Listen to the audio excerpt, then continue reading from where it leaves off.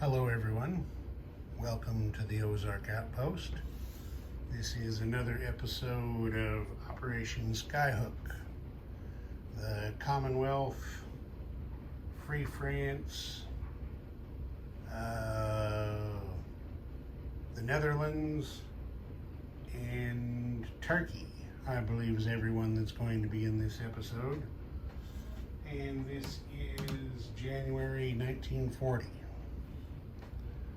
So let's get down to it. One housekeeping thing. I made an error last turn and placed 2 Canadian Corvettes at a minor shipyard. So that's been corrected. I pulled one of the Corvettes back to the place units box on the production chart. Okay, now let's get going. The Commonwealth still has their 2 tech rolls. They're going to try for wartime economy and improved construction again. Both 7s. And we have an 11, and I believe that's a 6. Yeah. An 11 and a 6. So wartime economy has advanced to stage 3.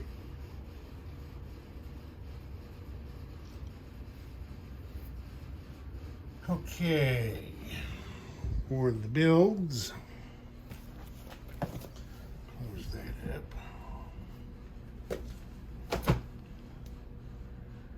Zoom in a bit so we can see better. Okay, there we go. The British was also pointed out among the Players Association that Germany had a little math difficulty during their convoy raiding, and they only took 3 pounds off the Brits instead of 5. So, if I counted correctly, the British had 25 to spend this turn, which they are spending on a port upgrade, that's 4. 3 infantry is 9, makes 13. 2 AA guns is 8, makes 21. And 2 militia is 4 to make 25. FEC, of course, lost their money when Calcutta was captured, so they don't have anything to spend this turn. Anzac had $8 in the bank. They're spending 4 to start a light cruiser and saving, is that right? They have 8 or, no, they had 7 in the bank. They spent 4 to start a light cruiser and they're saving 3. Canada started with 8. They are spending 4 to start an escort carrier and are saving 4. And then there's the Corvette that got pulled back from last turn. All right. Combat movements.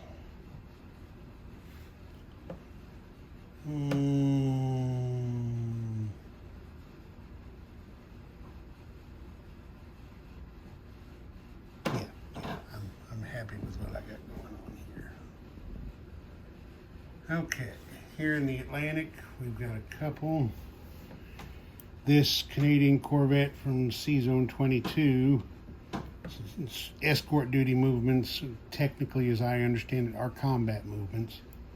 He is going to shift over to Sea Zone 23 and resume escort duty there. The Corvette here in 21 is going out to 22, where he will go on escort duty. Then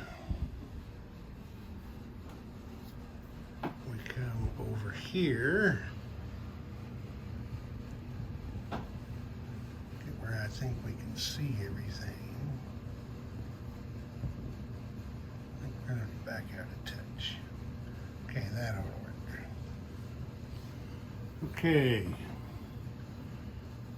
These two British submarines and this Anzac submarine are all going to move up here to Sea Zone 132 and attack this Japanese destroyer. Then over here,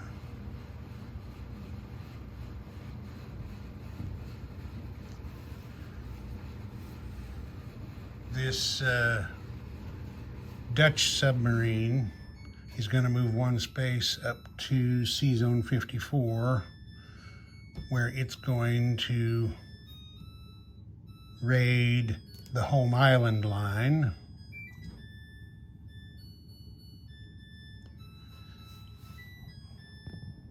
This FEC coastal sub is going to move one space down to Sea Zone 122, where it is going to raid the Tokyo line. This Anzac sub in Sea Zone 136 has a major port here at Fiji, so he's going 4 spaces up to Sea Zone 55, where he is also going to raid the Tokyo line. So, I guess I will start with the convoy raiding. So we get over here. As you can see, none of those zones where convoy raiding is going to take place have anybody on escort duty, and none of them have any Japanese aircraft on maritime air patrol. So, get my convoy dice.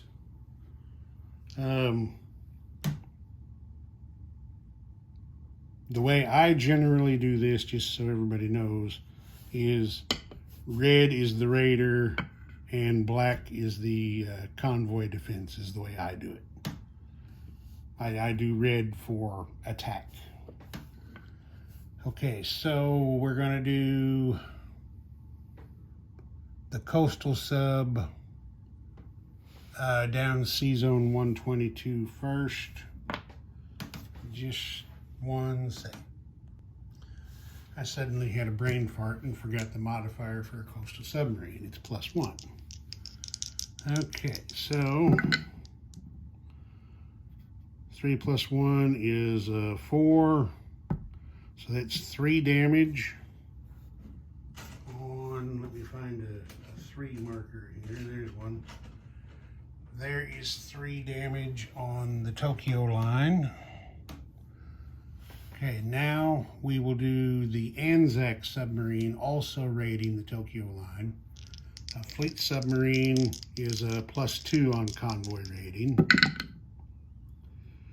So there's 3 makes 5, 4, so there's 1 more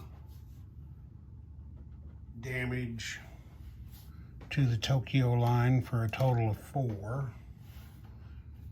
And now the Dutch submarine is going to raid the Home Island line in Sea Zone 54. That's also a fleet sub, so it's a +2. 4 and 4 is even, no damage.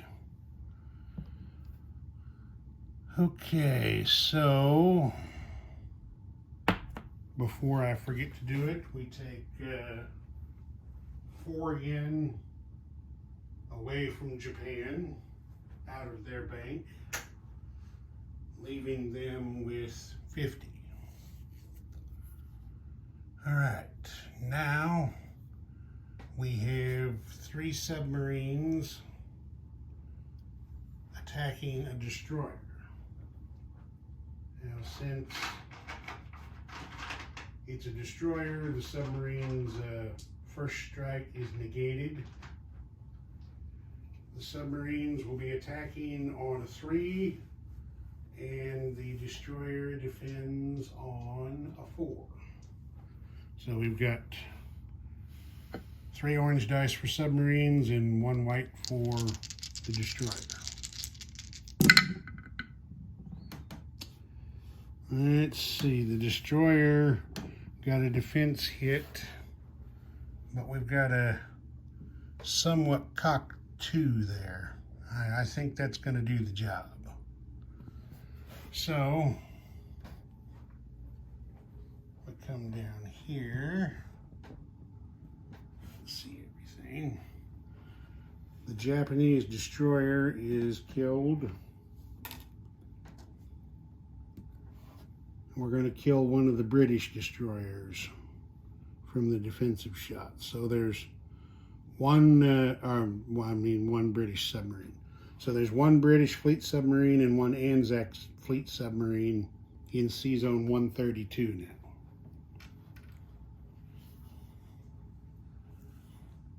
All right. I think that is all of our combat moves, it looks like. Let me pause for a second and make sure. Okay, that was it for combat moves, so I've got the non-combat moves set up. What we're going to do here is this escort carrier, heavy cruiser, and light cruiser. We're going to move from Sea Zone 23 down to 33. And this battle cruiser from Sea Zone 24 is going to come down to join them. So these guys go down here. That destroyer is going to remain on escort duty in Sea Zone 33. And then the battle cruiser comes down there to join them. And then this destroyer from Sea Zone 11 is moving 2 spaces out here to Sea Zone 24.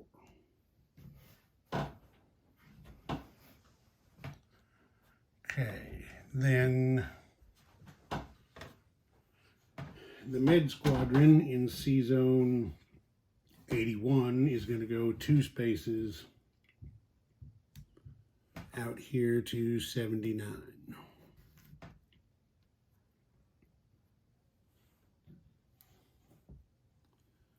We're just going to bring everybody along. And as before,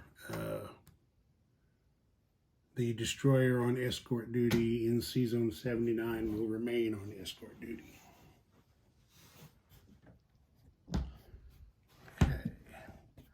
Destroyer down here by himself in Sea Zone 114 is moving 1 space to Sea Zone 110. Over here, we've got FEC destroyer and transport in Sea Zone 85. They're going to come 2 spaces down here to Sea Zone 141. This Anzac heavy cruiser in Sea Zone 134 is going to come 2 spaces over here to join them.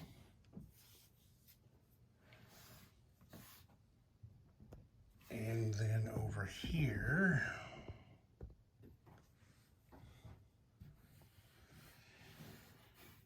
this transport in Sea Zone 136 is going 1 space up to here to pick up the Patricias from the Solomon Islands, and then he's going 3 spaces to Sea Zone 135. These 2 destroyers will be joining him there. He had the major port there at Fiji to give him the bonus to be able to go 3 spaces. Let me get that out of the road. So the transport comes here, lands the Patricias in Queensland. And this destroyer goes in there. This destroyer goes in there. And the battle cruiser from 146 is also going to come up to 135 to join them. And let's make sure.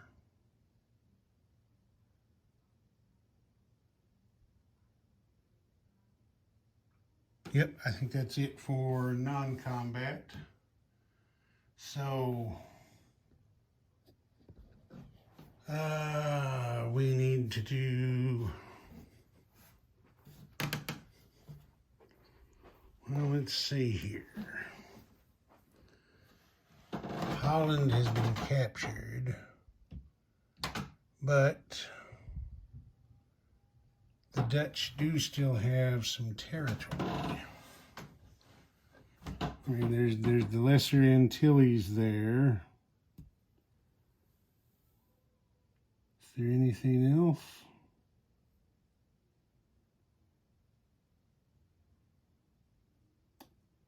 Yeah, I think it's just the Lesser Antilles. They do still have a territory, so I guess that would qualify them for a recruitment role. I don't know for what purpose exactly, but it would qualify. So, let's go on and get that done. Yeah, they didn't get anything anyway, so it doesn't matter. All right.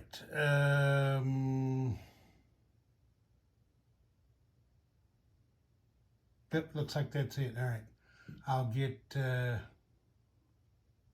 Free France set up. What am I doing? I forgot to place units and collect income. All right, let's place our units first, and then we'll do money. So the British are going to do this. Oh, wait, I did forget a non-combat move. I knew there was another one. 1 infantry from London to the Midlands. There we go. All right, now we had 3 infantry, 2 of which are going to London. 1 is going to Northern England. 2 anti-aircraft guns. 1 goes to Scotland, and 1 goes to Northern England.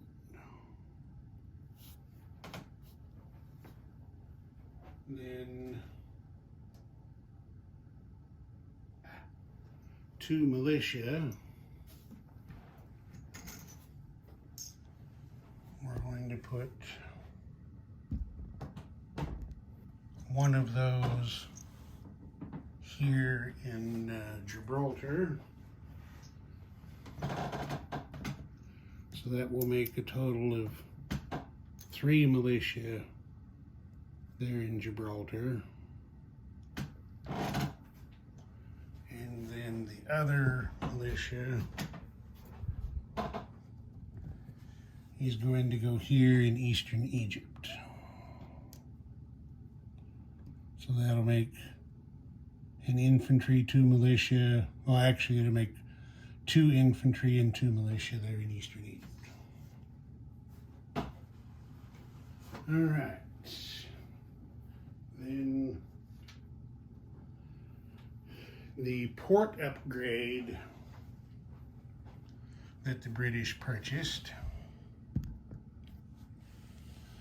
is going here at Nigeria. We're going to upgrade that minor port right there.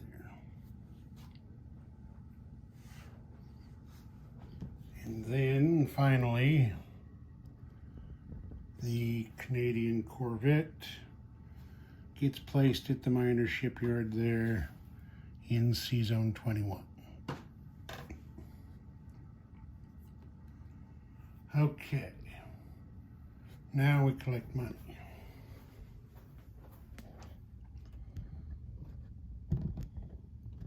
The British are at 20, and I have forgotten their bonuses again. Well, it only takes a second to look up. Okay, +3 for possession of Suez Canal. And that's it. So the British will be getting 23.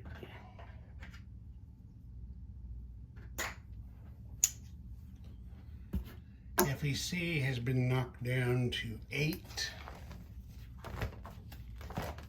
Oh, I forgot to mention FEC moved its capital there to Bombay.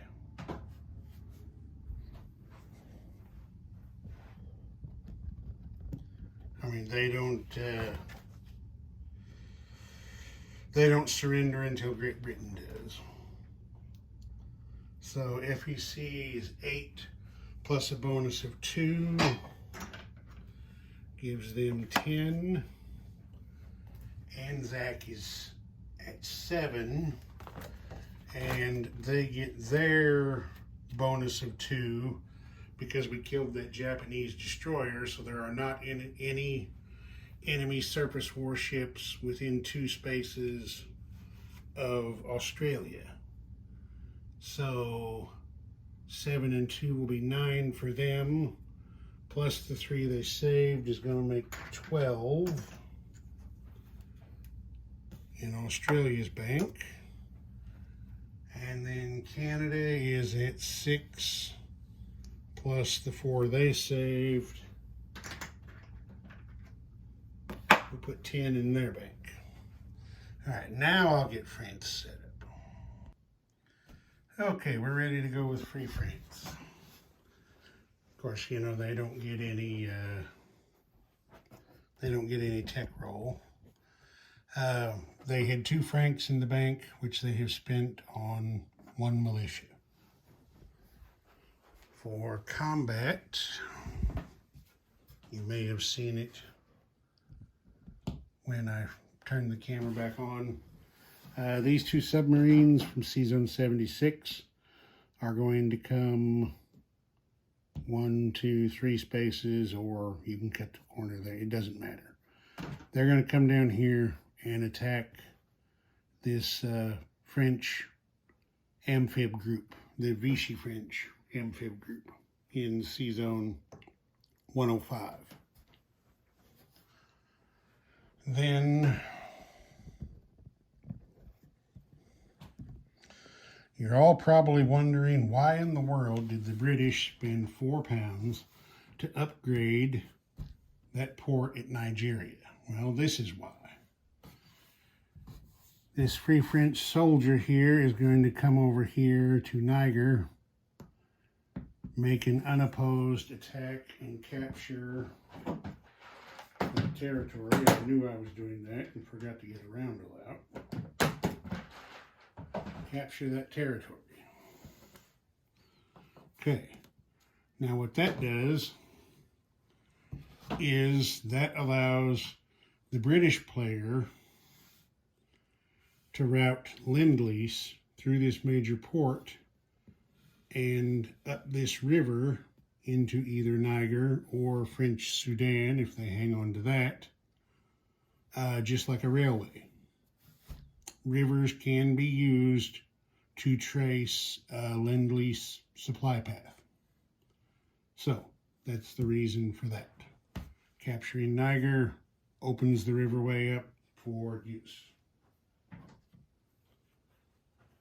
All right. And then there's going to be one more combat move over here in the Pacific. This French fleet submarine in C-Zone 122 is going 1, 2, 3 spaces up here to C-Zone 54, I believe that is, yeah. Upon his arrival, Free France declares war on Japan, and he is going to convoy raid the home island line. Now, before you jump all over me in the comments that I can't do that because of this fighter on Maritime Air Patrol here, the fact is I can do it.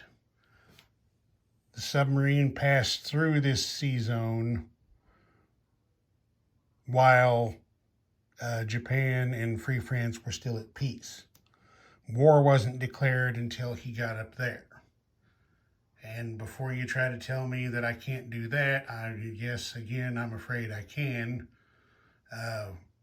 One of the designers of version 3, General Hand Grenade, did something very similar in his Dutch pancake maneuver, where the Japanese come down to attack the Money Islands. According to the general's play of that, the move is legal. You can declare war at any point during your turn. And I questioned him on the validity of making a combat move before declaring war, and he assured me it is a legal move. So we'll get over here and do that convoy raid. Again, there's nobody, the Japanese don't have anybody defending in that zone, so it's just a straight roll. +2 modifier for the fleet submarine. 8, 5, that's 3 damage to the home islands line there. So that is another 3 yen that comes out of the Japanese bank, which is going to knock them from 50 down to 47. All right, and I'll get the ships over here on the battle boards and get that rolled. Okay, here we go. I'm going to have to work on my placement here for this, but this is what I'm working with for right now. So there's no first strike because of the presence of the destroyer, so we've got 2 French submarines attacking at 3, Vichy torpedo boat destroyer defending at 2, destroyer at 4, heavy cruiser at 6. And of course, the transport doesn't get any defense. Okay, so there's one hit by the French, and both French submarines are sunk in return. Well, they tried. They weren't doing anything else. So, you know, logic dictates that Vichy is going to lose the torpedo boat destroyer, the cheapest unit. So I will put the survivors back on the board over here.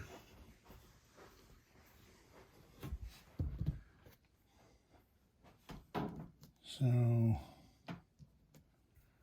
there they are.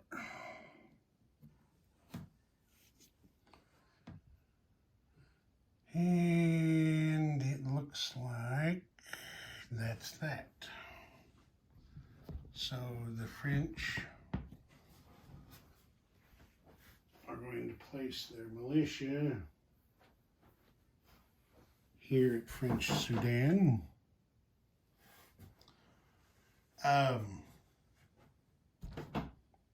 In his last video, I heard Hambone ask, you know, what happens if these Vichy troops here capture the Free French capital? The 2 francs that they'll have in the bank will go away, and they'll choose a new capital location. It states on Free France's national reference sheet that they never surrender. They're always in the fight. All right, so the Free French collect 2 francs still. So we'll give them that. And I'll get turkey taken care of. All right, this one's quick and easy. Turkey has 7 in the bank. They're not going to spend anything. They're not going to do any moves. Everything's going to remain the same, so they collect their 1. That will give them 8 next time. And that's that. All right, now I'm going to come back over here. And because Japan attacked the Commonwealth,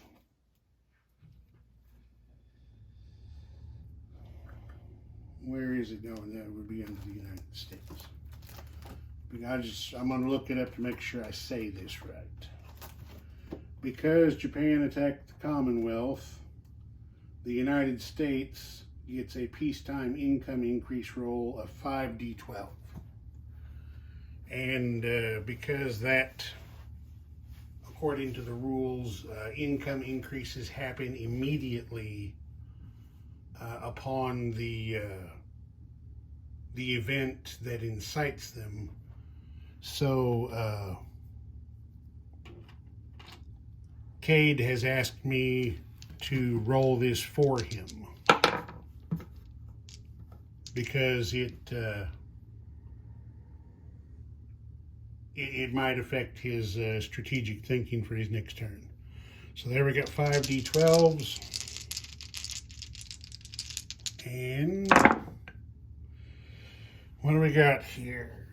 10, 20, 16 makes 36, and 9 makes 45.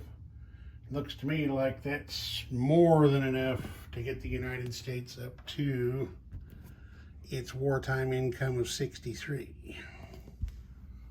Here they are at 39. 63 is what, 24 away? Yeah. So, the United States in January 1940 is at wartime income. All right, I think that's everything I needed to do. Yeah. Ozark Outpost. Over and out.